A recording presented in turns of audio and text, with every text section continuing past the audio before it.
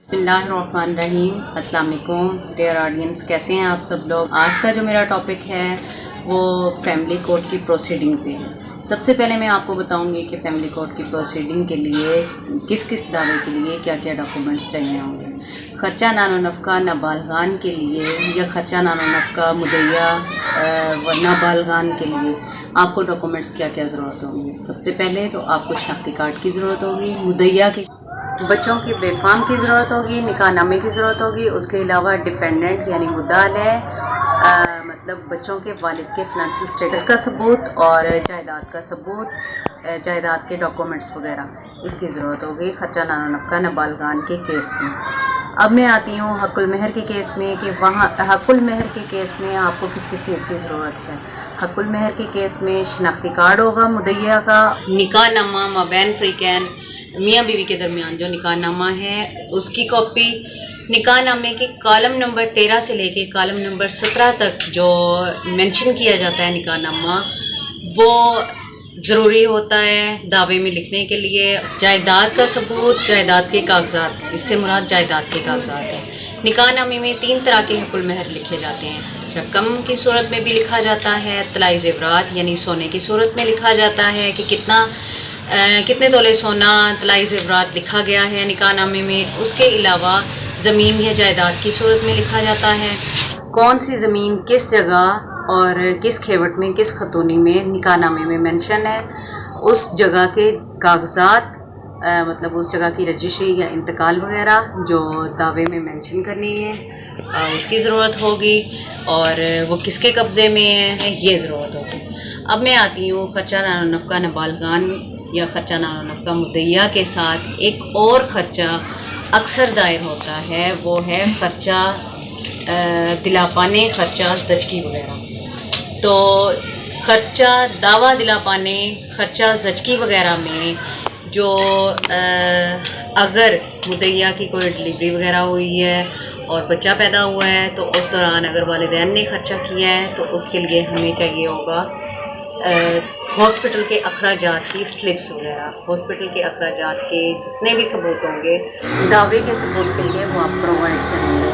अब मैं आती हूँ दावा दिला पाने समाने जहेज़ पे। समाने जहेज़ के केस में क्या चीज़ ज़रूरत होगी।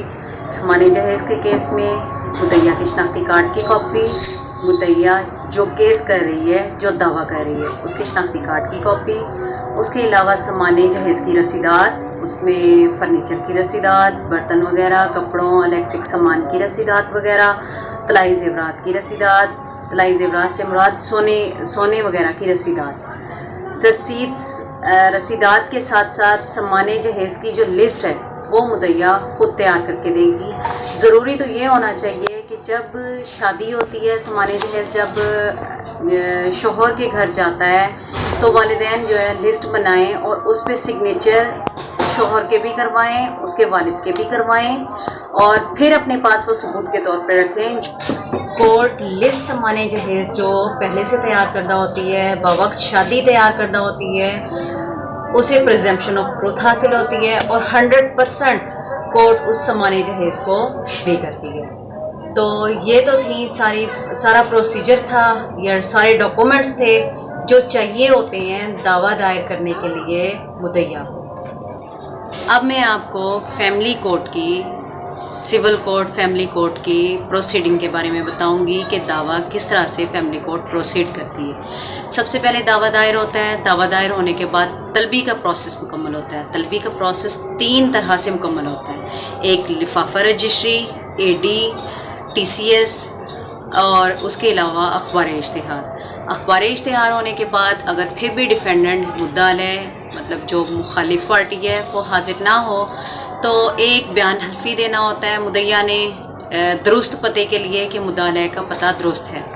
उसके बाद मुद्दा हाजिर होता है। हाजिर होने के बाद वो अपना वकालतनामा जमा करवाता है। वकालतनामा देने के बाद जवाब दावा देता है। जवाब दावा देने के बाद एक जो पेशी कोर्ट जो फ़िक्स करती है वो मसालियत के लिए होती है कि अगर माबैन फ़रीक़ैन कोई मसालियत होती है, राज़ीनामा होता है, इसके दरमियान माबैन फ़रीक़ैन किन किन बुनियादों पे राज़ीनामा होता है, किन किन वजूहात पे राज़ीनामा होता है, ये क्या क्या शराइत उसमें جاری ہوتی ہیں، یہ کیا کیا شرائط ایک دوسرے کی مانی جاتی ہیں، وہ پھر کورٹ بطور اسٹام یا بیان مارک سی کورٹ اپنے پاس داخل کرتی ہے اور اس کے مطابق مابین فریقین راضی نامہ ہو جاتا ہے۔ اگر راضی نامہ نہ ہو تو راضی نامہ اگر مابین فریقین میاں بیوی کے درمیان نہ ہو تو کورٹ ایشوز فریم کرتی ہے۔ اگر خرچہ نان و نفقہ نابالغان اور مدعیہ کا خرچہ ہے تو اس میں کورٹ انٹرم خرچہ عبوری خرچہ کورٹ فکس فرماتی ہے